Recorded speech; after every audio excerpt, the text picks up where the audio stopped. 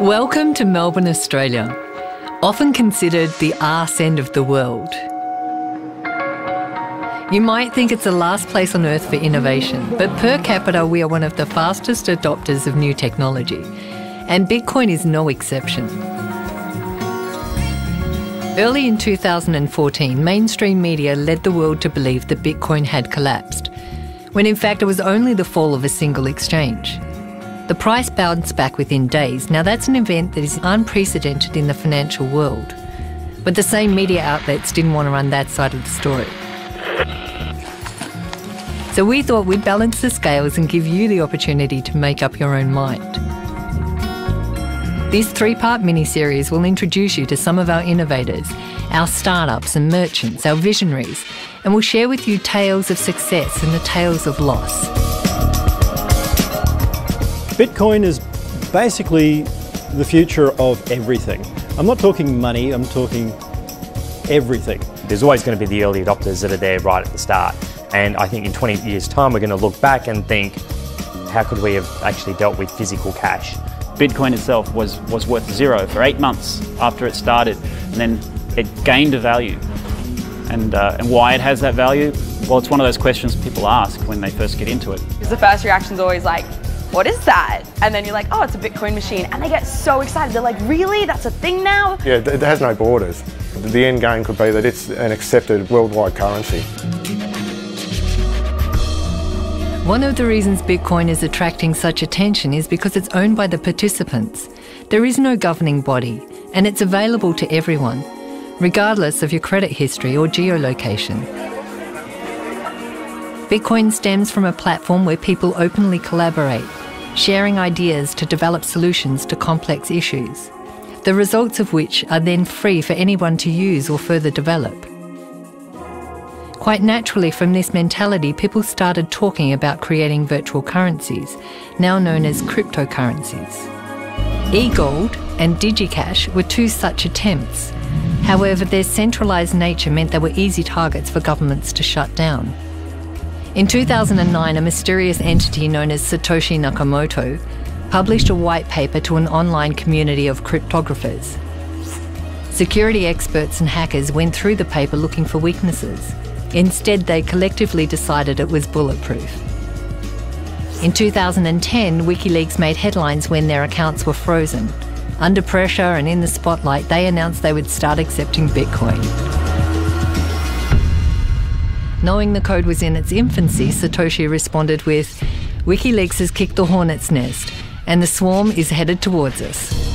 Shortly afterwards, the lead developer Gavin Andresen told Satoshi he was going to a meeting with the CIA. Satoshi disappeared, gone without a trace. What was left behind has rocked the world in 5 short years. Its story has been driven by a passionate community of people from the ground up. We're living in an age where the speed of innovation is critical. Environments that encourage people to collaborate and act quickly on ideas are gaining momentum. This is happening in physical spaces as well as the online world. Welcome to the world of the co-working space.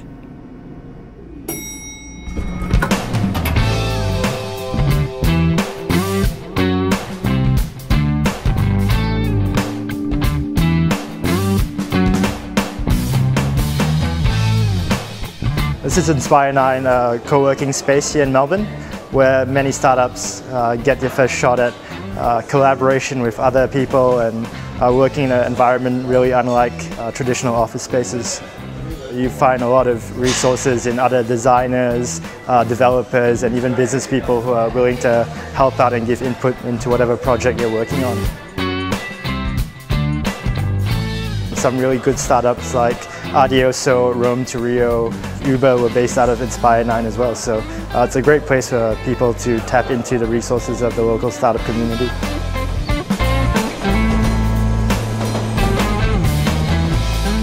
Well, it's a hell of a ride, to be honest. The amount of people that we managed to help along the way, that's really a big part of my life. We're not doing it for anything else besides our passion, same like people do project on us for their own passion.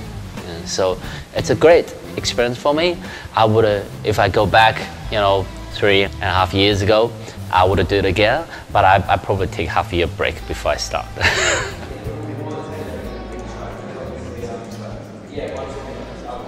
There's a really big global trend going around of how the cost of operating startups has really dropped, and the support networks are really growing around it. Silicon Valley obviously has a great thing going for it, but our goal is really to bring a little piece of that over here, innovate and build world-class companies out of Melbourne.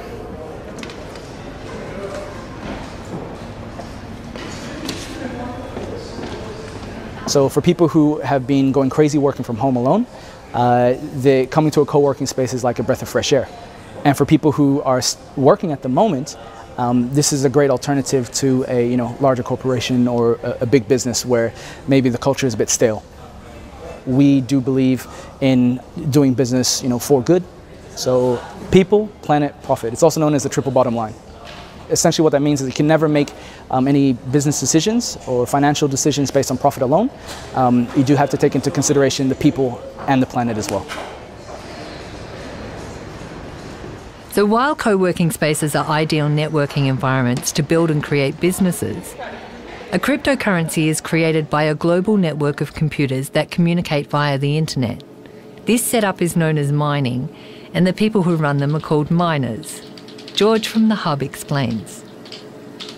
Your developers, your software programmers, anybody who deals with systems and numbers, but when they create a network, it will be a network that is made or built so that it doesn't need people as much, right? It can run without people.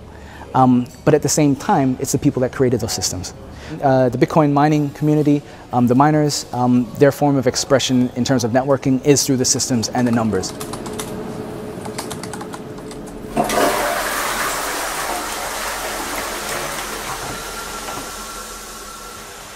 First computer I ever built. That was doing well for about a month and realised, okay, shit, this might be profitable. Build our second. So they're 7970s. They're running Windows. And now I have, I can probably take this off. These are the big ones now.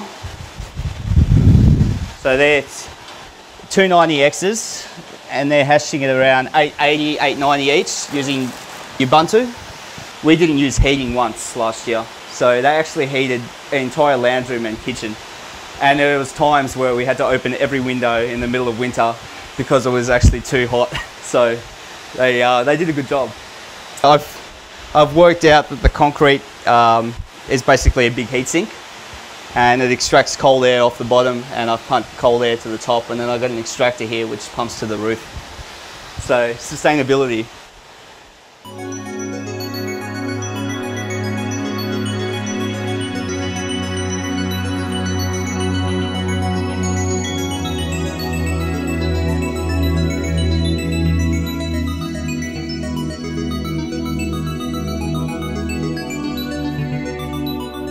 So this Bitcoin network checks and verifies all transactions to make sure they're legitimate and they're not duplicated. Each miner is rewarded for its speed and accuracy. All the transactions are kept on a public ledger called the blockchain. It's like a giant bank statement that shows every transaction ever made. It also stores the Bitcoin. Anyone can watch it grow in real time and explore its past. To access the blockchain, you need a wallet. This lets you send and receive Bitcoin. A Bitcoin wallet is a bunch of private keys that are used to sign transactions on the Bitcoin network. So they just look like a bunch of long numbers. There are about as many private keys possible as there are atoms in the known universe. So we're talking about like 1 with 77 zeros after a different number of private keys. The private keys, they're pretty much just that. You have to keep them secret because if anybody gets access to your private keys, then they can spend your Bitcoins. Your QR code, good sir. There are different kinds of wallets. There are hot wallets, cold wallets, there's online, offline, hardware, software, all kinds. Essentially a Bitcoin wallet is just a collection of your private keys, just like you would have a key ring. If it's printed on a piece of paper, it's usually called a paper wallet. And all that is you have your private keys and your Bitcoin addresses just printed out onto a piece of paper, usually with a QR code. If you're clever, you can hack all the funds on that. Is it full of money? Find out. So you can then store that somewhere securely, and at any time you can then scan that back in to an online wallet and spend the funds. So you can compare a cold wallet to a safety deposit box, whereas an online Bitcoin client is just sort of like using a bank account. You would use a thin wallet just in sort of everyday use. You wouldn't hold all of your Bitcoins on that, just as you wouldn't hold all of your money in your wallet. You would just carry a small amount of Bitcoins around on a thin client, maybe on your mobile phone. This is the most convenient way.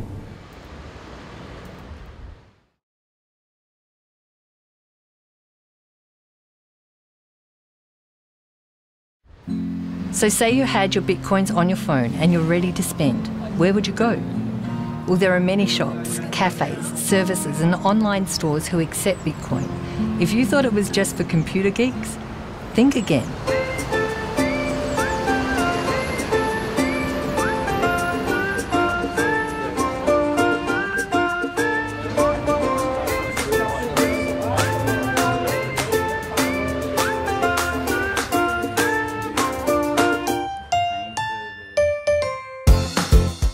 My name is Jenny. This is my little store called VeriChen, and it's an eclectic little shop. It contains pretty much stuff, as you can see, but mostly pretty things that I see fit to stock.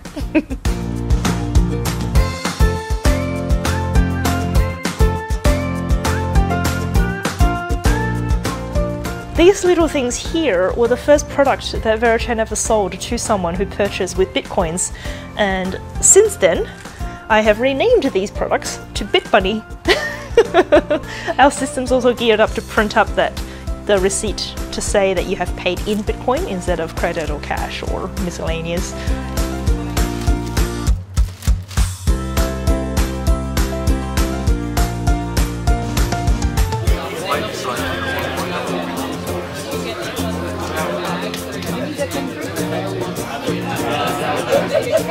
My name's Gary Passfield. I'm the licensee of the Old Fitzroy Hotel in Woolloomooloo, New South Wales, and I've been here for 15 years and I accept Bitcoin.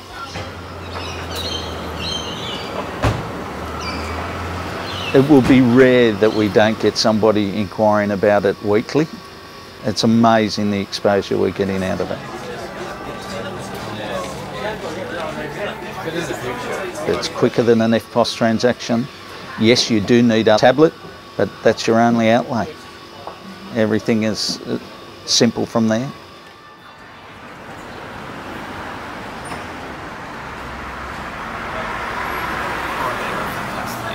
Then a little bit of white Belgian chocolate go on top. Make it good. Oh my god, that is so thick.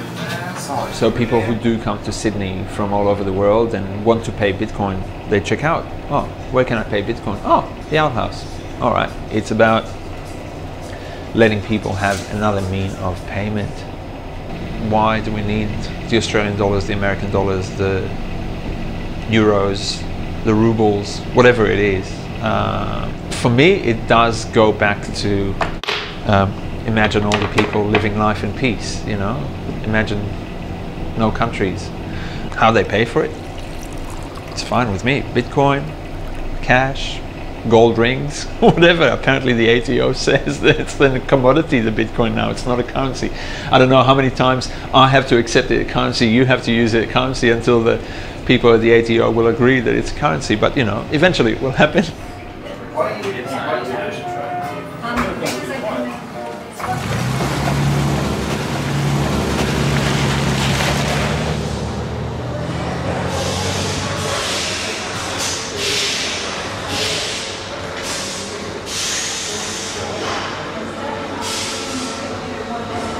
So Tamar's building the flux capacitor at the moment. Don't laugh, that sounds cool. Well, my name's David Brim. I'm CEO and co-founder of Tom Car Australia, and here we are in the manufacturing facility of Tom Car in Melbourne. Tom Car is a rough, ready, hardcore machine that you can fix it yourself. And we are peer-to-peer. We speak directly with our end user. And we name every change after a customer.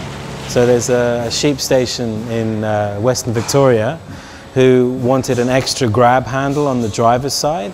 So that's Deborah and David Bain. So now we've named the grab bar the Bain bar. So you can order the Bain bar now. The high gearing is named after Peter Crombie, who has a big cattle station in Longreach. So the Crombie set for the gearbox, and there's a number of other things like that. We came across Bitcoin through the Melbourne community. I heard about it and we got interested and we looked into it, and then we found out some of our suppliers take it. You know, we had a test with one of our suppliers. We bought some parts and we saved some money internationally. So we've trialed it now with a number of suppliers and it works, and we're still using it. And then we thought, you know, why not take it? Unlike large corporations who have dedicated finance departments, small businesses are often left in a frustrating world to fend for themselves. Even something simple like sending money overseas can take up valuable time and present large fees that nobody can account for. Latin America, for example, sending money to bank stairs fraught with robbery. I've even lost money, you know, where the bank said it didn't arrive. It's gone through a third-party bank. It's gone through an American bank to be sent to a bank in Guatemala, for example. You pretty much always lose 5% if you're dealing with Australian or UK or American banks. I pay over $1,000 every single year between just tiny little frivolous bank fees. And given how much the banks make out of your personal accounts, my personal account, everybody else's credit accounts, there are fees, there are charges, there are interest rates. They make so much money already. They don't have to take any more, but they do. Still, every single day, every month, everybody gets billed. Whereas with Bitcoin, it's money within your hands. You have the power, you have the controlling share of exactly what you hold, and there is no need for banks to take a cut out of that, and they don't have to. I lose more money out of credit cards than I've ever lost out of Bitcoin. And credit cards, people can walk in, and they regularly do walk in, present a credit card with ID, and walk out without paying or doing the transaction. If they don't return to pick up their cards, we've lost that sale. And I've had sales that have been hundreds of dollars that they've walked out on. It's cheaper for them to get a new ID and a new card. But as I said, there's absolutely no problem with Bitcoin.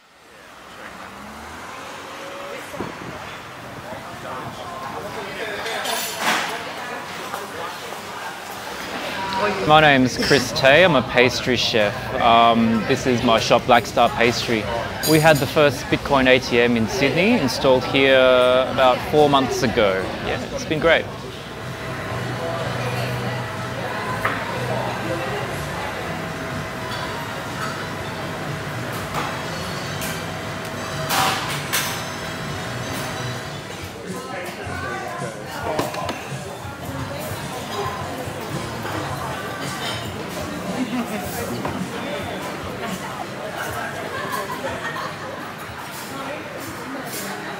There's 60 staff in 2 shops now. You build a shop, okay, and that's going well, and at some point you need to kind of think, well, what do I stand for? What is it all about? You go into this for a fairer system, you know? You go into this so you can send money to people who need it without having to go through 1, 2 or 3 different middle people. When I get to the end of my life and I say, well, what really was important to me, what I want to say is that because of me, I was able to help a lot of people build their careers, build their families, all that stuff. That's what I want to do. Yeah. Family and future is something often mentioned when talking to people about Bitcoin. People who have studied the history of money and know the fragility of the current financial market often see Bitcoin as a safety net. okay, so we've, you know, brought these 4 children into the world, and we thought their future ought to have been pretty, you know, squared away, right? But now as they get older, I mean, our daughter, eldest daughter, is 16. You think, what, you know, okay, so how's this going to work for her again? She's going to have to raise how much money before she can afford to, you know, follow mum and dad's footsteps? This is what happens when you create this huge lake of liquidity that is roaring around the world, you know, desperately searching for yield at all costs. This is what you get, right? And the problem with that is that people can liquidate pretty damn quickly. Anyone who trades anything will know that you go up a stairway, yeah, and you fall off a cliff. So here's this hugely complex, over-leveraged system. I can't tell you, you know, when that might fall, and it could be something very insignificant, but it doesn't matter. We've baked that into the system, and when that liquidity is removed from the system, it will take our breath away. Bitcoin is a natural response to that phenomena, right? How do you protect yourself against that? When we had the housing crisis in the US, and you know, and all these people just caught up in this machine and just got spat out, and then all the people who were responsible for it are all getting huge payouts, you know, like these golden handshakes. I mean, like, there's no justice. It seems so easy for people in power to, you know, just make income at the expense of, you know, people who aren't in that complex. Instead of us like just sitting there and taking it, we have to take matters in our own hands and do something that's outside that whole sphere. You know, that's why I thought Bitcoin seemed like a really good idea. It's something that really takes the power away from the big banks and, you know, big government and puts it in the hands of the people.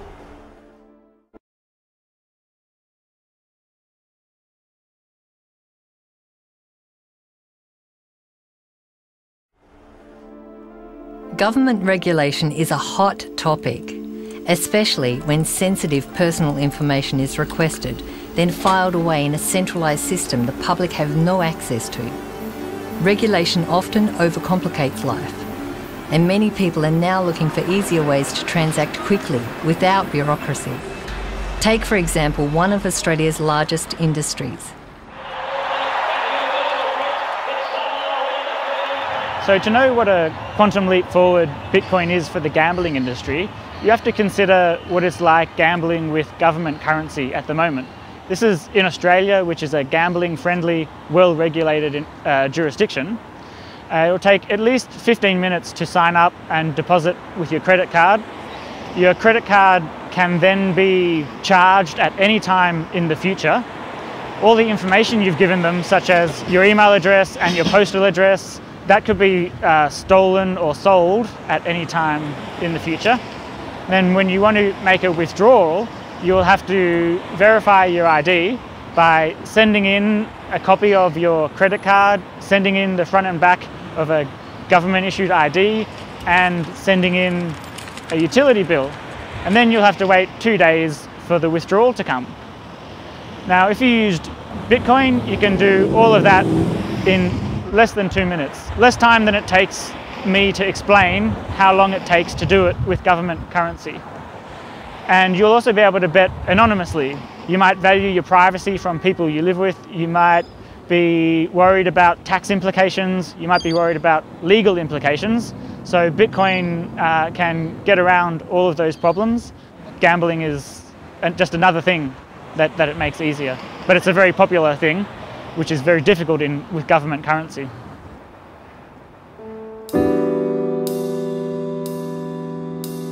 There's a big question about the regulation of cryptocurrencies like Bitcoin. The whole point of cryptocurrencies is that they are designed to work transparently, without third-party intervention, government included. Bitcoin is unprecedented, as there is nothing in our history which compares. It's an intriguing topic, and a great social experiment which is attracting some of the smartest minds in the world, from all walks of life. I mean, Bitcoin is all about people, right? You know, this huge wave of distributed sort of, you know, man, something's got to change, and you know, let's do it. That's what we want to harness. you present people with such a no-brainer that they run out of reasons to say no. And I think if we can achieve that sort of groundswell of support by providing people with the tools that they need to make that difference, then that would be huge. There's a lot of unbanked people in the world, people who don't have access to the world economy. They're pretty much shut out of a bank account. And because Bitcoin is as cheap and easy as sending an email, it's going to make a lot of difference to a lot of impoverished people who are unbanked or underbanked. And as long as people create value for it, which they will, you just can't kill it. It's in too many places, it's everywhere. One thing about Bitcoin is that the rate of growth is most certainly faster than the internet was. People always say, so what should we expect? You know, how long is it going to take to get mainstream adoption? I say, how long do you think it's going to take for the internet to have mainstream adoption? It was in fact only 7 years ago there were no smartphones because they hadn't been invented. So that required everyone to get a new phone, for pieces of hardware to be developed, to be distributed, to be sold in shops. Bitcoin doesn't require any of those things to grow into a commonly used thing. It's more like Twitter adoption or something like that. It just requires someone to poke their screen a little bit and, oh wow, now I've got a Bitcoin address. Well, I guess I can start accepting Bitcoin. Does anyone want to sell some to me? Yeah, sure, I'll do that right now. Bam. Cryptocurrencies such as Bitcoin bring absolute transparency to the table. The concept is starting to gain respect from skeptics, and it's encouraging conversation about alternatives to our current archaic financial system. The study of nature shows that change is a constant, it's an evolution, and an integral part of our survival as a species. Our ideas are a reflection of this. We can either protect our ideas by locking them away, or we can set them free and test them against a changing world. This realisation is clearly apparent in the world of software, where we have two models, proprietary and open source. A key way to find out which world you're in is to listen to the language of your environment. How much profit did we make this quarter? How can we make more? We'll have to consult our legal department. Hey, quick, copyright that idea. How can we cut costs? So how can we make them buy more? What else can we sell them? With open source, people break technology to explore what else is possible, to make technology work faster and more efficiently, generally bypassing middlemen and making technology more compatible. The results are slowly making businesses pay attention. Think Android, which is now the most popular smartphone in the world. Language around open source projects could sound something like, if we share the foundations of this project, will it help other people in the future? Let's open up this project so others can contribute. If I wanted to send $1 to Africa, direct to that person, how could I do that?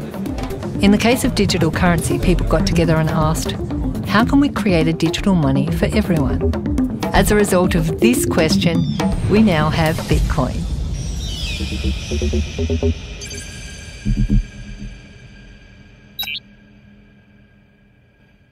Bitcoin will solve some problems, but it won't solve every problem, and it's not going to be solving democracy for us. It's quite a controversial thing to say, but I think Silk Road was probably one of the better things to happen for Bitcoin. From a legal perspective, a lot of the people in the legal industry I've been speaking to are fascinated because it's so rare that the law has to deal with issues like this. We live very much in a society where there's a lot of controls put on us, what you can and can't do, or what you should and shouldn't do. Bitcoin sort of challenges that idea. I've hugged it as well. When it's not working, I'm often saying, yeah. I said the exact same thing. It's yeah. I give it hugs all the time. I'm like, hey buddy, how you doing? If you're a Bitcoin innovator and you feel like you've got something to contribute, or you'd like to collaborate, or if you're interested in sponsoring us, let's talk. Until then, see you round like a Dogecoin.